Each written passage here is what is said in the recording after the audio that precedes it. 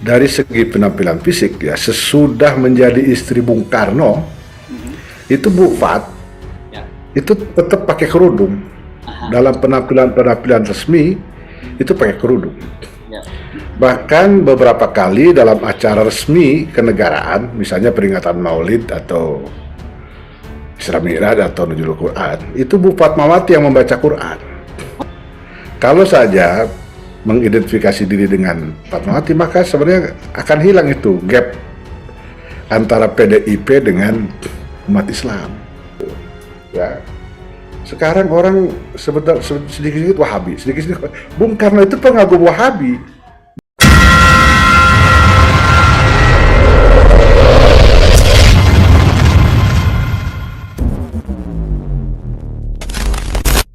Beberapa waktu yang lalu kan salah satu putri Bung Karno, yakni Sukmawati itu kembali pindah agama menjadi Hindu, dan katanya alasannya kembali ke agama leluhur. Dan kemudian kakak dari Sukmawati, yakni Bu Megawati, itu pernah juga mempertanyakan eksistensi dari akhirat. Dan kemudian partainya ini, PDIP ini, meskipun punya Baitul Muslimin juga, tetapi nada-nadanya itu selalu terkesan memojokkan Islam. Narasinya soal intoleransi, radikal, dan sebagainya. Nah, saya akan ajak ngobrol dengan seorang, ini lengkap nih, wartawan, mantan anggota DPR, politisi, dan sekarang peminat sejarah, Bang Lukman Hakim. Assalamualaikum, Bang Lukman. Waalaikumsalam warahmatullahi wabarakatuh. Apa kabar Mas Hersu? Alhamdulillah. Banyak orang yang minta saya untuk special request, minta wawancara lagi dengan Bang Lukman Hakim. Nah, dalam perbincangan kemarin saya mendengar statement dari Bang Lukman yang menyatakan bahwa kelihatannya Bu Megawati ini nggak khatam baca buku di bawah bendera revolusi bukunya. Jadi lupa-lupa saja, ini buku tebal sekali ya bukunya, dan ini biasanya buku yang wajib dibaca oleh orang-orang yang ingin mengenal Bung Karno. Itu kenapa Bang Lukman menyimpulkan seperti itu? Ya, pertama dari segi saja ya, dari segi penampilan ya. Istri Bung Karno itu kan Fatmawati. Ya. Sesudah Ibu Inggit itu Fatmawati. Aslinya Fatmah ya, lalu diubah menjadi Fatmawati. Dari segi nasab ya, Bu Fatmawati ini putri dari Hasanuddin, tokoh Muhammadiyah di Bengkulu. Dari segi penampilan fisik ya, sesudah menjadi istri Bung Karno itu Bu Fat itu tetap pakai kerudung. Dalam penampilan resmi itu pakai kerudung. Bahkan beberapa kali dalam acara resmi kenegaraan, misalnya peringatan Maulid atau Isra Mi'raj atau Nuzulul Quran, itu Bu Fatmawati yang membaca Quran. Oh ya? Qoriahnya itu Bu Fatmawati. Oh iya. Jadi beliau ini apalah ya, sebetulnya Islamnya bagus lah gitu, bisa baca Quran ya, berkerudung. Lah itu kok tidak melekat gitu kepada putri-putrinya ya, kepada belakangan almarhumah Rahmawati itu suka pakai kerudung. Tapi Bu Mega itu kan dulu waktu presiden ya, kalau Maulid gitu dia pakai itu. Kalau Bu Fat itu sehari-hari. Saya ingat misalnya dulu waktu saya kecil itu, ibu saya itu dagang kecil-kecilan, dagang pakaian ya. Itu saya ingat betul, salah satu yang banyak dipesan itu kerudung Fatmawati. Nah, gitu. Sampai ada ya, sampai melekat nama itu, kerudung Fatmawati. Ya, kerudung panjang itu. Oke. Ya, kerudung panjang itu, jadi dia sampaikan ke sini ke rambut gitu, nanti dipatahin. Jadi bukan model jilbab, kerudung. Bukan model jilbab, ya. Nah, itu aja pertanyaan saya. Lalu saya teringat dulu Buya Syafi'i Ma'arif pernah juga itu mempertanyakan, mengapa katanya Megawati itu tidak pernah mengidentifikasi dirinya, ya keluarga Soekarno, tidak pernah mengidentifikasi dirinya kepada Fatmawati. Ya. Kalau saja mengidentifikasi diri dengan Fatmawati, maka sebenarnya akan hilang itu gap antara PDIP dengan umat Islam. Itu yang terpikir oleh saya, Mas Hersu. Ya. Dari sisi lain ya, Bung Karno itu, menurut saya itu bukan menurut saya, menurut Bung Karno sendiri. Saya akan kutip ini di sini. Saya mengutip ini dari buku Bung Karno. Itu dari apa? Di bawah bendera revolusi. Dalam surat kepada siapa? Kepada Hasan. Suatu ketika itu setelah Bung Karno begini bercerita. Ini surat tanggal 25 Oktober. Jadi Bung Karno itu berkorespondensi dengan Tuan Hasan. Tuan Hasan ini ketua persatuan. Iya. Guru, sebenarnya dia bukan guru, bukan ketua, tapi guru utama. Persatuan Islam. Itu sejak tanggal 1 Desember 1934 sampai 17 Oktober 1936. Cukup lama itu. 2 tahun surat menyurat. Lalu surat-surat ini dimuat di dalam buku, saya kira itu buku utamanya Bung Karno, Di Bawah Bendera Revolusi, jilid pertama. Itu ada satu bab ya, satu bagian judulnya Surat-surat Islam dari Ende. Surat-surat Islam dari Ende ya, nyebutnya begitu. Surat-surat Islam dari Ende itu judulnya. Itu pada surat tanggal 25 Oktober kepada Ustadz Hasan misalnya, Bung Karno bercerita. Ini bahasa Bung Karno, bukan bahasa saya. Bercerita tentang kaum kolot di Ende yang belum tentram juga, membicarakan dirinya yang tidak bikin selamatan tahlil buat ibu mertua Bung Karno yang wafat pada Jumat malam Sabtu 11 Oktober 1935. Jadi Bung Karno itu kan dibuang ke Ende itu kan membawa Ibu Inggit istrinya, mertuanya, lalu anak-anaknya. Mertuanya meninggal di sana. Bung Karno nggak bikin tahlilan. Nah, Bung Karno bercerita kepada Ustadz Hasan itu bagaimana kaum kolot itu belum tentram hatinya. Ini kan menunjukkan dia masuk modernis gitu ya pada waktu itu ya sebutannya. Di tempat lain misalnya Bung Karno menulis soal kedekatannya dengan Ahmad Dahlan.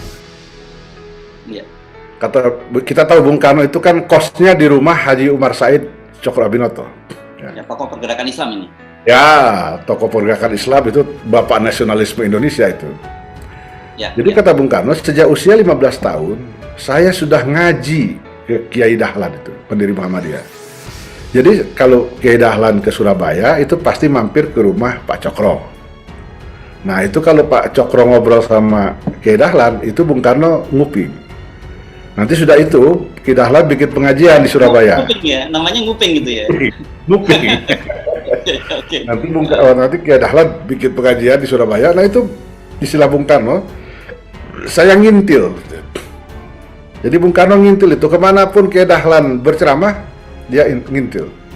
Sehingga dia merasa dia mendapat banyak ilmu dari Kiai Dahlan. Nah, kepada misalnya kepada Tuan Hasan itu bahkan Bung Karno curhat soal-soal yang pribadi gitu. Ketika dia kekurangan uang, Bung Karno nggak sungkan minta tolong ke Tuan Hasan untuk dicarikan uang gitu.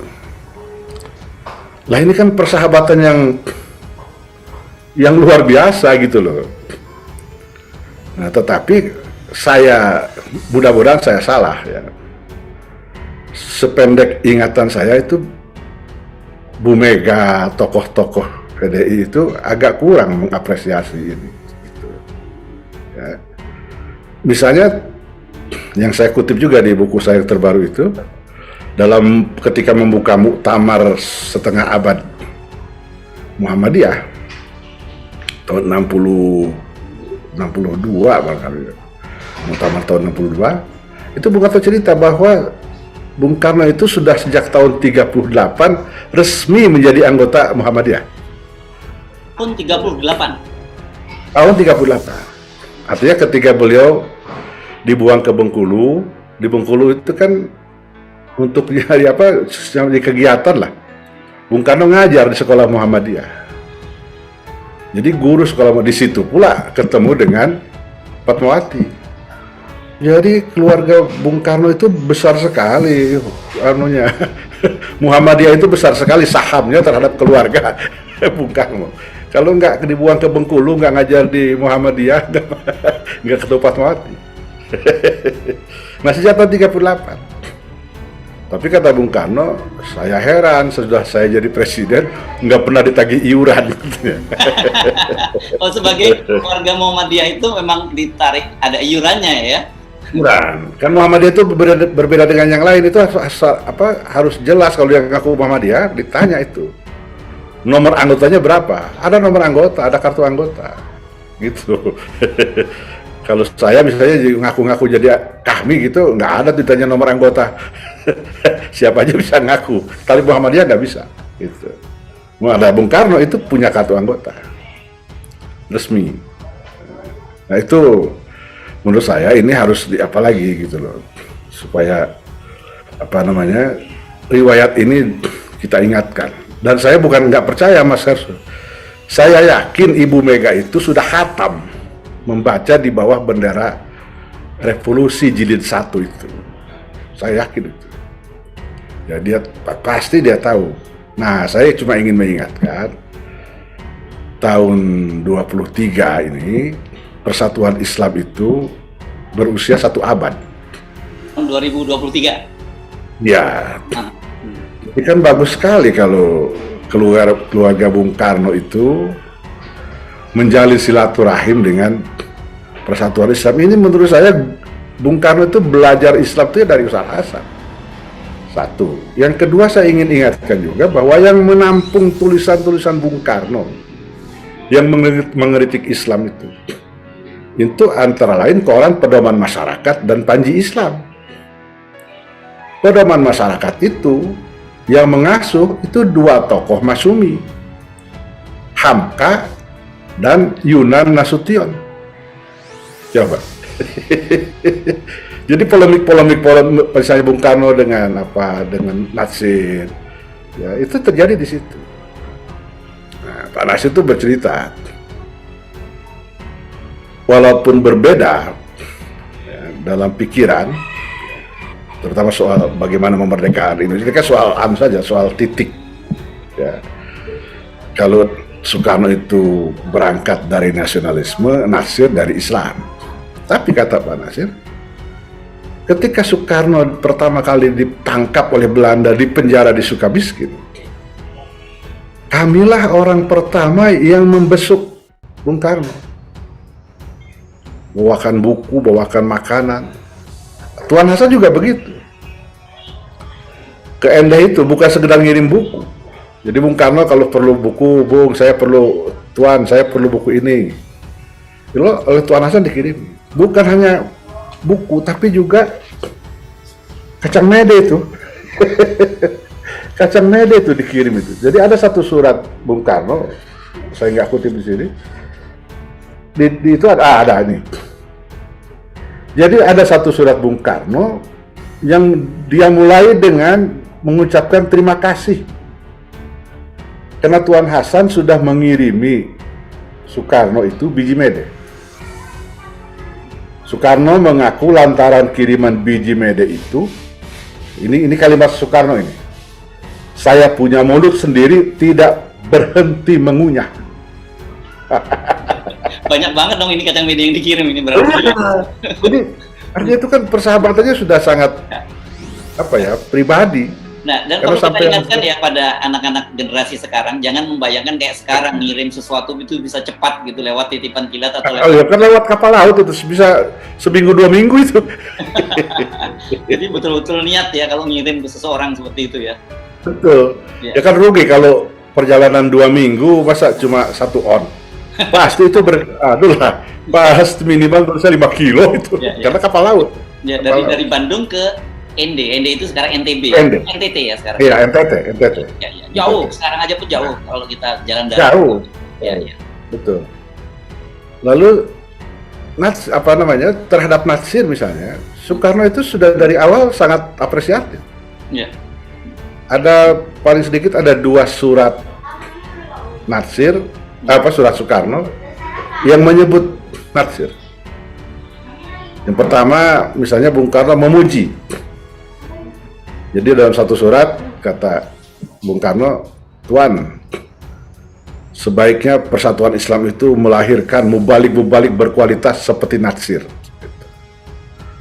Yang kedua, Soekarno itu berkirim surat juga memuji Natsir, karena kan Natsir itu menulis beberapa buku ya, dalam bahasa Belanda, ditujukan untuk para pelajar Islam di sekolah-sekolah Belanda itu. Ada tentang marilah sholat, ada tentang Nabi Muhammad ya. Nah itu dipuji. Artinya Bung Karno juga walaupun dia di ND, dia baca buku-buku Natsir itu, dia puji. Itu bagus ketika buku-buku itu dan harap dilanjutkan. Nah, persahabatan mereka itu nggak terganggu oleh perbedaan pandangan. Itu. Kemarin ada juga cerita yang sampai personal, bahkan ketika Bung Karno kekurangan duit itu karena uang sakunya dipotong oleh Belanda, itu minta tolongnya ke Tuan Hasan. Tuan Hasan Banyu. Iya. Ya. Itu ini surat tanggal 12 Juni 1936. Ya. Bung Karno mengeluhkan keuangan rumah tangganya karena saya punya understand dikurangi, padahal tadinya pun sudah sesak sekali. Jadi begini Mas Hersio, jadi rupanya sejelek-jelek Belanda itu masih manusiawi. Jadi kalau orang itu dibuang, kan ada tuh undang-undangnya tuh, undang-undang membuang orang itu. Nah, kepada orang itu diberi uang saku, diberi uang makan, gitu. Jadi nah Bung Karno itu mungkin karena bawa anak, bawa istri, ya kan, bawa mertua, jadi kebanyakan dibawa, jadi uangnya kurang. Lalu Bung Karno bercerita surat tanggal 12 Juni 1936. Kata Soekarno kepada Tuan Hasan, saat ini saya sedang menerjemahkan sebuah buku berbahasa Inggris yang mentarikhkan Ibnu Saud. Menurut Soekarno, dalam bahasa Inggris, tebal buku itu 300 halaman. Dalam bahasa Indonesia diperkirakan menjadi 400 halaman. Soekarno menyebut biografi Ibnu Saud itu ya, menggambarkan kebesaran Ibnu Saud.